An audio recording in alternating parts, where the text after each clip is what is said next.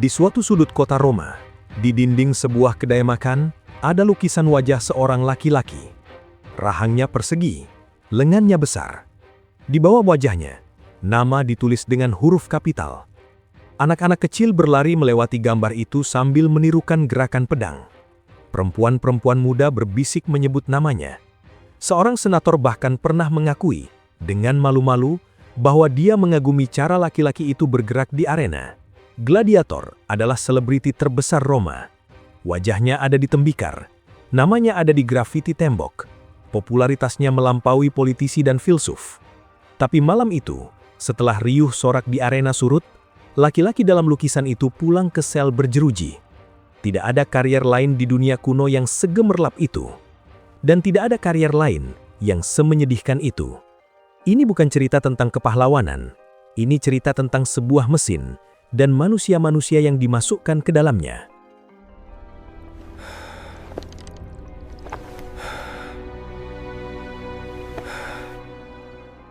Sebelum kita bicara tentang siapa gladiator itu, kita perlu bicara dulu tentang kenapa mereka ada. Karena gladiator lahir dari sesuatu yang jauh lebih tua dari Kolosium.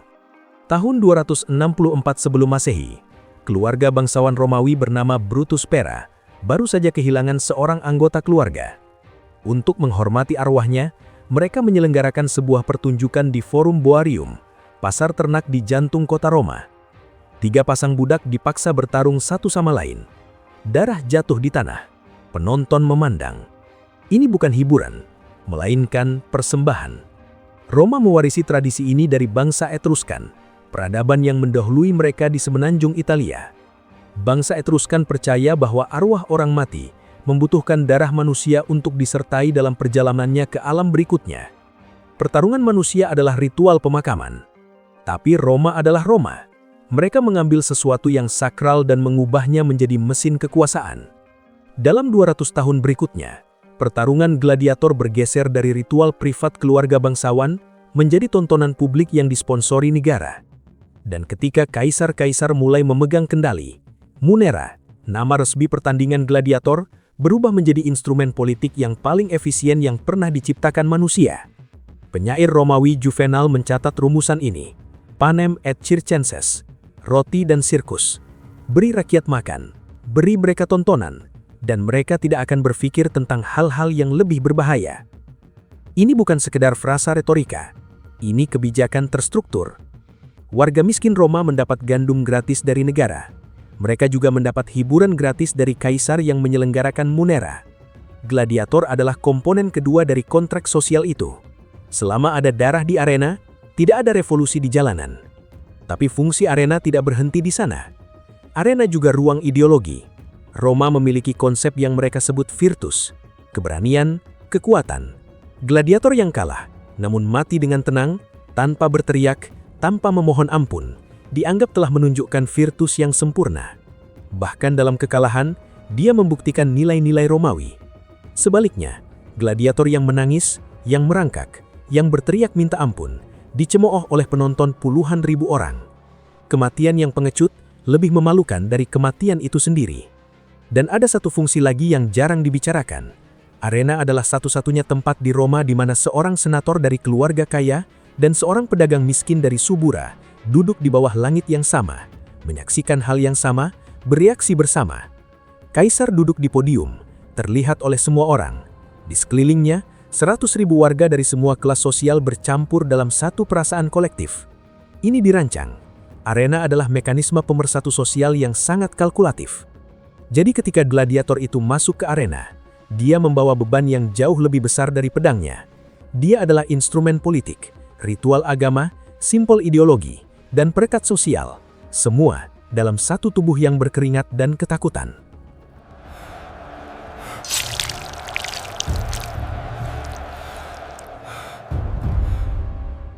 Pertanyaan pertama yang perlu dijawab, siapa mereka? Sebagian besar gladiator adalah orang-orang yang tidak punya pilihan lain. Setiap kali Roma memenangkan peperangan di perbatasan kekaisarannya, ribuan tawanan perang dibawa pulang. Dari Galia di utara, dari wilayah Trakia di timur, dari suku-suku Jerman, dari Afrika Utara. Mereka dijual sebagai budak, sebagian masuk ke rumah tangga bangsawan, Sebagian bekerja di tambang, dan sebagian dipilih karena postur dan kekuatan fisik mereka, lalu dikirim ke Ludus, sekolah gladiator. Selain tawanan perang, ada penjahat yang dihukum dengan damnatio ad bestias atau damnatio ad gladium, dilemparkan ke arena sebagai bagian dari eksekusi publik. Mereka ini bukan gladiator terlatih, mereka hanya manusia yang kebetulan mati di depan penonton. Dan ada kelompok ketiga yang paling paradoks. Warga merdeka Roma yang memilih menjadi gladiator. Mereka membuat keputusan ini karena berbagai alasan. Utang yang tidak bisa dibayar, kemiskinan yang sudah mencapai titik tertentu, atau karena mereka melihat gladiator terkenal disambut seperti dewa di jalanan kota, dan mereka menginginkan bagian dari itu. Tapi pilihan ini membawa konsekuensi hukum yang brutal. Roma memiliki konsep yang disebut infamia, noda sosial yang diakui secara hukum. Orang-orang dengan status infamia kehilangan hak-hak sipil tertentu. Mereka tidak bisa bersaksi di pengadilan, tidak bisa memegang jabatan publik. Dalam hierarki sosial Roma, mereka berada setara dengan pelacur dan aktor. Memilih menjadi gladiator berarti secara resmi melepas kemanusiaanmu di mata hukum Romawi. Dan untuk meresmikan itu, ada dokumen yang disebut auctoramentum, kontrak yang ditandatangani gladiator sukarela. Isinya kurang lebih seperti ini. Kamu menyerahkan kendali atas tubuhmu kepada Lanista, pemilik gladiator. Dia berhak merantaimu, menghukummu, menjualmu. Sebagai imbalannya, kamu mendapat makanan, tempat tinggal dan perawatan medis. Kamu menukar kebebasanmu dengan hak untuk mati dengan lebih terhormat. Bayangkan kamu baru tiba di Ludus untuk pertama kalinya. Gerbang besi tertutup di belakangmu. Di sekelilingmu, ada sel-sel batu berjeruji. Satu persatu berisi laki-laki dari berbagai tempat, berbagai bahasa. Ada yang sedang berbaring menatap langit-langit. Ada yang duduk diam mengasah sesuatu yang tidak ada di tangan mereka. Ada yang belum mengangkat kepala sejak kamu masuk. Ludus adalah penjara berstruktur militer. Kata sekolah, terdengar terlalu baik untuk apa yang sebenarnya terjadi di sana. Tidur di sel sempit. Di beberapa Ludus, gladiator dirantai di malam hari untuk mencegah kabur atau kekerasan sesama penghuni. Setiap gerakan dipantau, setiap hari diisi dengan latihan, makan, tidur. Latihannya sendiri dirancang dengan logika yang sangat dingin. Tujuannya bukan membuat gladiator menjadi petarung terhebat yang pernah hidup. Tujuannya lebih sempit dari itu, dan lebih mengerikan. Membuat gladiator mampu bertarung dengan menarik di depan penonton. Ini artinya, pertarungan harus cukup lama untuk membangun ketegangan, cukup dramatis untuk mempertahankan perhatian, dan diakhiri pada waktu yang tepat. Pelatih di Ludus mengajarkan teknik, tapi juga mengajarkan pertunjukan. Di puncak sistem ini, ada Lanista, pemilik gladiator. Jangan bayangkan sosok seperti pelatih yang peduli dengan anak didiknya. Lanista adalah investor. Gladiator adalah aset finansialnya. Ketika kamu masuk ke Ludus miliknya, dia sudah menghitung berapa kali kamu bisa bertarung sebelum tubuhmu tidak bisa lagi dijual ke penyelenggara pertandingan. Ini yang menciptakan paradoks paling ironis dari seluruh sistem. Kamu diperlakukan dengan sangat baik. Tabib terbaik yang bisa ditemukan merawat lukamu. Makananmu teratur dan terukur. Cedera ditangani dengan serius. Karena Lanista tidak mau kehilangan investasinya karena kecerobohan. Lebih baik kamu hidup sehat sampai hari pertarungan berikutnya. Tapi semua perawatan itu menuju satu tujuan. Bukan keselamatanmu, bukan masa depanmu. Agar kamu bisa mati dengan menarik di hadapan puluhan ribu penonton, di hari dan jam yang sudah ditentukan orang lain.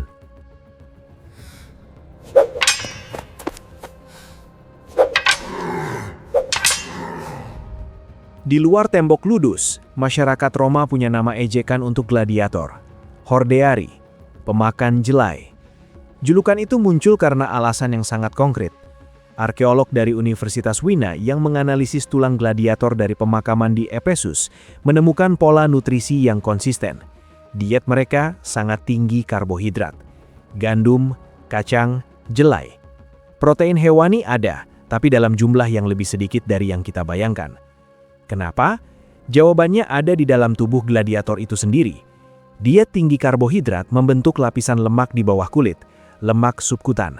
Dan lemak ini punya fungsi yang sangat spesifik di dalam arena, melindungi saraf dan pembuluh darah utama dari luka sayatan dangkal. Artinya, ketika pedang atau tombak lawan menyentuh kulit gladiator, luka yang terjadi terlihat dramatis. Darah mengalir, penonton bersorak, tapi pembuluh darah utama terlindungi. Pertarungan bisa berlanjut lebih lama. Gladiator dibesarkan dengan cara yang sama dengan ternak yang dirawat untuk dipertontonkan. Tubuhmu besar, kuat, dan tahan. Tapi kamu besar dan kuat dengan cara yang dirancang orang lain untuk kepentingan yang bukan kepentinganmu. Di dalam ludus, ada hierarki, dan hierarki itu dimulai dari sesuatu yang paling dasar. Kamu tidak memilih cara bertarungmu. Roma mengembangkan berbagai tipe gladiator yang masing-masing punya senjata, perisai, dan armor yang sudah ditentukan. Murmillo membawa perisai besar dan helm dengan jambul tinggi, identik dengan simbol ikan. Retiarius bertempur dengan jaring dan trisula, hampir tanpa armor, mengandalkan kelincahan. Sekutor membawa pedang pendek dan perisai oval. Thrax menggunakan sika, pedang melengkung pendek yang mematikan di jarak rapat. Provokator lebih berat armornya, dirancang untuk pertarungan jarak dekat yang panjang. Pasangan pertarungan dipilih oleh penyelenggara dengan mempertimbangkan kontras visual. Murmillo melawan Retiarius bukan karena itu adil, tapi karena perisai besar melawan jaring dan trisula menghasilkan pertunjukan yang menarik. Penyelenggara memikirkan estetika, keadilan bukan pertimbangannya. Di puncak hierarki ludus, ada gelar Primus Palus, gladiator peringkat pertama, satu-satunya pencapaian yang bisa kamu kejar. Satu-satunya tanda bahwa kamu sudah bertahan lebih lama dari orang lain. Pertandingan gladiator tidak dimulai ketika dua manusia masuk ke arena. Pertandingan dimulai jauh sebelum itu, di pagi hari, dengan program yang disebut venatio. Venatio artinya perburuan, dan yang diburu serta yang dibunuh adalah hewan-hewan dari seluruh sudut kekaisaran Romawi. Singa dari Afrika, beruang dari Eropa Timur, buaya dari Sungai Nil, gajah dari Kartago, badak dari India, harimau dari Persia, semua dikumpulkan, diangkut dalam kondisi yang mengerikan, dan dilepaskan ke arena untuk dipertontonkan kematiannya. Ada dua tipe spesialis yang menangani venatio. Yang pertama adalah venatores. Mereka gladiator terlatih yang bertarung melawan hewan buas dengan senjata dan teknik khusus. Mereka punya status, punya keahlian yang dipelajari bertahun-tahun, dan terkadang punya nama yang dikenal publik. Yang kedua jauh lebih suram, bestiari. Bestiari seringkali bukan gladiator terlatih sama sekali. Mereka penjahat yang dihukum, tawanan perang kelas bawah, atau orang-orang yang dihukum mati dengan cara yang paling memalukan. Mereka dilemparkan ke arena dengan senjata yang tidak memadai, atau tanpa senjata sama sekali, untuk dihadapkan dengan hewan yang lapar. Ini bukan pertarungan, ini eksekusi yang dibungkus hiburan. Skala venatio mencengangkan. Ketika Kaisar Titus meresmikan Kolosium pada tahun 80 Masehi, diklaim 9.000 hewan dibunuh dalam 100 hari perayaan. Angka itu mungkin dilebih-lebihkan oleh sumber sejarah, tapi bahkan setengah dari angka itu sudah berbicara tentang industri penangkapan dan pembantaian hewan dalam skala yang tidak pernah ada sebelumnya. Dampaknya nyata dan permanen. Para peneliti meyakini bahwa populasi singa atlas di Afrika Utara, kuda Nil di Sungai Nil bagian hilir, dan beberapa spesies besar lainnya punah sebagian karena penangkapan massal untuk arena Roma. Kolosium tidak hanya mengkonsumsi manusia, dia mengkonsumsi ekosistem. Untuk venatores yang terlatih, keahlian tidak menjamin keselamatan. Seekor singa tidak membaca nama terkenal di karirmu. Seekor badak tidak peduli dengan teknik yang sudah kamu pelajari selama 3 tahun.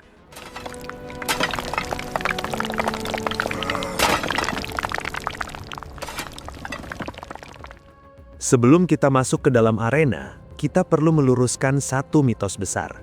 Kebanyakan pertarungan gladiator tidak berakhir dengan kematian. Gladiator adalah investasi yang mahal. Melatih seorang gladiator dari awal membutuhkan waktu berbulan-bulan, bahkan bertahun-tahun. Lanista tidak bodoh. Membiarkan asetnya mati setiap pertandingan sama artinya dengan membakar uang di depan umum. Tapi tidak selalu berakhir kematian, jauh dari kata aman. Cedera permanen adalah bagian dari karir. Patah tulang yang sembuh dengan tidak sempurna, luka yang meninggalkan jaringan parut tebal, syaraf yang rusak, sendi yang tidak pernah kembali seperti semula. Dari analisis tulang di pemakaman gladiator Efesus, peneliti menemukan pola cedera yang sangat konsisten, sama dengan apa yang kita harapkan dari manusia yang menghabiskan hidupnya dalam benturan fisik berulang. Statistik dari prasasti makam berbicara lebih keras dari narasi apapun. Rata-rata gladiator bertarung 3-5 kali per tahun, dan prasasti makam menunjukkan bahwa banyak yang mati di usia 20-an. Yang bertahan sampai 30-an adalah minoritas, yang mencapai 40-an sangat langka.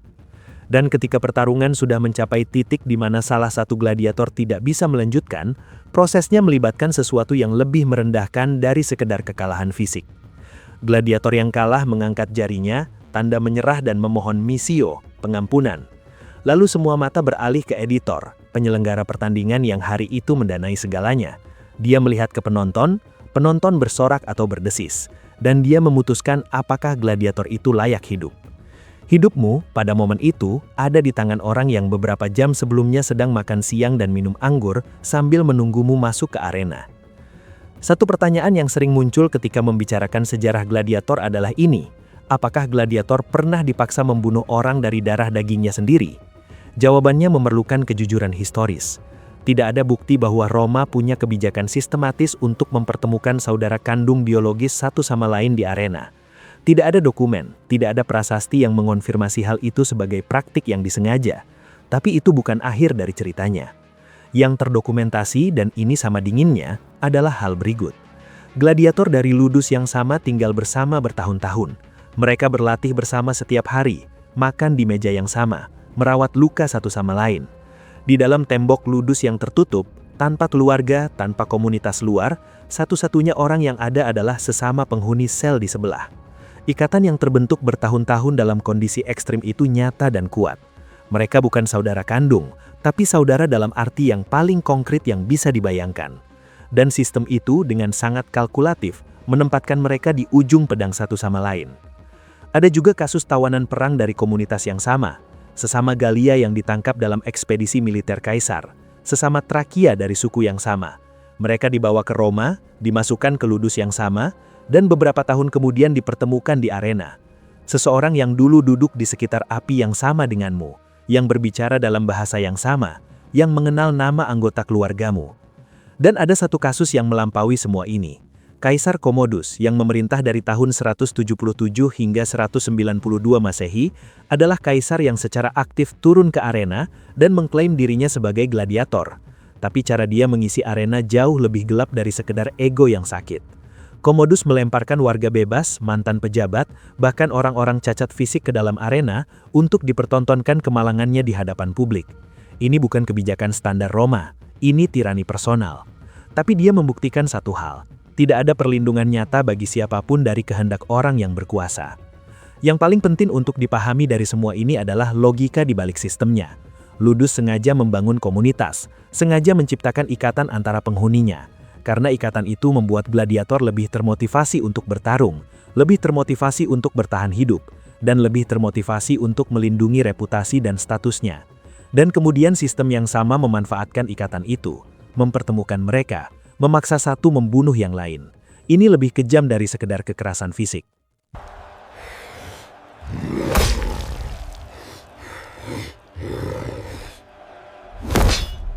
Jika kamu bertahan cukup lama, cukup beruntung, cukup jarang membuat keputusan fatal di dalam arena, ada satu kemungkinan di ujung karir, rudis, tongkat kayu pendek, simbol kemerdekaan. Hadiah dari penyelenggara atau kaisar untuk gladiator veteran yang dianggap sudah cukup menghibur publik dalam hidupnya. Kamu bebas.